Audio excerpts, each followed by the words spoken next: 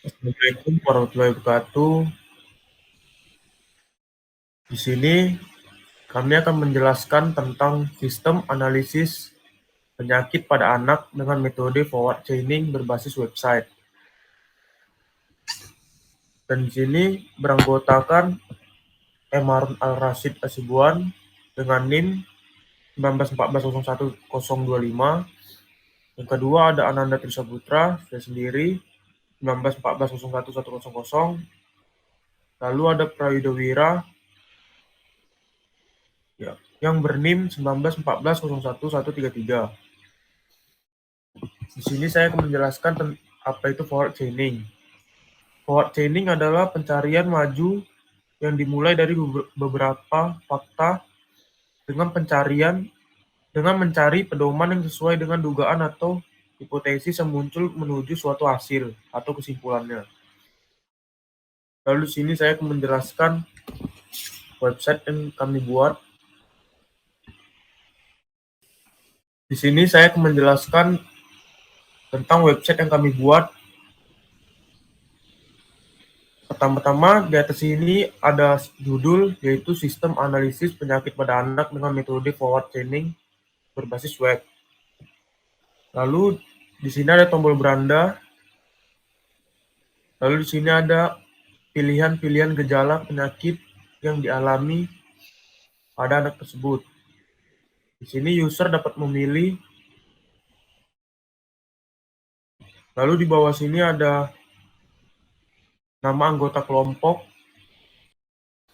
Ini adalah website yang kami buat, yang mana website ini memiliki sistem analisis penyakit pada website ini. Kita dapat menceklis gejala apa saja yang dirasakan oleh anak tersebut. Langsung saja kita praktikkan contohnya.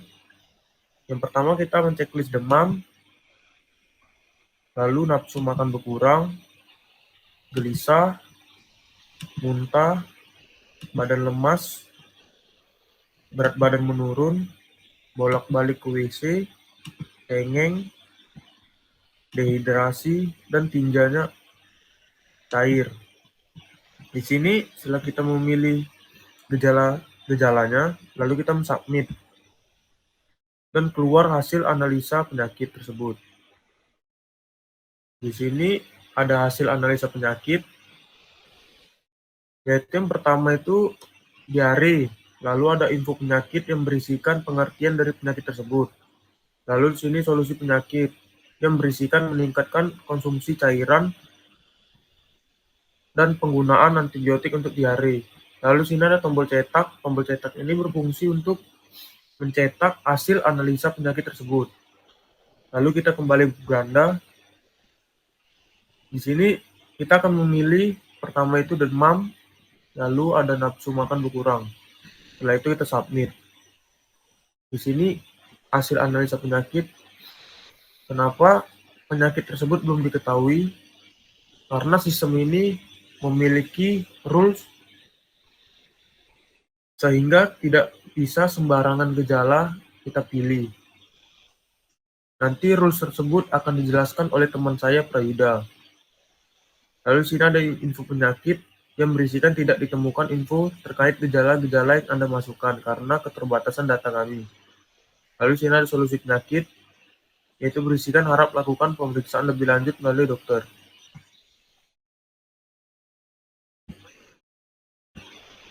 Sekian itu saja yang bisa saya jelaskan di website yang kami buat. Selanjutnya akan dijelaskan oleh Prayudha Wira. Saya akan menjelaskan tentang rules dari project yang sudah kami buat. Yang pertama itu ada gejala, tabel gejala. Di sini ada nomor atau kode, dan di sini ada gejala. Di sini ada G001, yang mana G-nya itu adalah gejala sampai dengan G43. Di sini pada G1 sampai G43 itu ada penjelasan apa itu G001 sampai dengan G043, yang mana pada G001 itu terdapat gejala demam, G002 nafsu makan berkurang, G003 ada gelisah, G004 itu muntah sampai dengan G43, eh, yaitu perasaan tidak enak atau malaise dan lemah. Selanjutnya ada tabel penyakit, yang mana P001 itu diare, P002 itu ISPA atau bronkiolitis, sampai dengan P10 itu TBC. Nah, P01 sampai dengan P010 itu P-nya adalah penyakit. Nah, itu kodenya. Di sini ada rules. Rules-nya itu jika demam, if demam, dan nafsu makan berkurang, n nafsu makan berkurang sampai dengan n pernapasan dangkal dan cepat, dan ispa bronkiolitis. Jika demam dan nafsu makan berkurang sampai dengan n pernapasan dangkal dan cepat, itu adalah gejala-gejala yang dirasakan oleh penyakit ispa atau bronkiolitis. Nah, dan ispa bronkiolitis ini adalah info penyakitnya, penyakit yang diderita. Eh, di sini ada rule 1 sampai dengan tadi kan ada P10, ada 10 rules yang sudah dibuat karena penyakitnya ada 10. Nih, if gelisah, and ekspresi, perembusan napas berbunyi atau wheezing, bising mengi, and batuk, and diare, and kesulitan mengeluarkan napas dari paru-paru, and rasa haus atau lapar udara, and cyanosis atau kebiruan kulit. Nah, di sini menjelaskan di sini adalah gejala-gejala dari penyakit asma. Selanjutnya ada tabel rules yang mana di sini terdapat ID dari 1 sampai 10 penyakit, dan kode pada gejala-gejala dari G001 sampai dengan G043. Nah, di sini setiap penyakit memiliki berbeda-beda gejala, yang mana beda-beda gejala ini ditandai dengan angka 1 sebagai gejala yang diidap.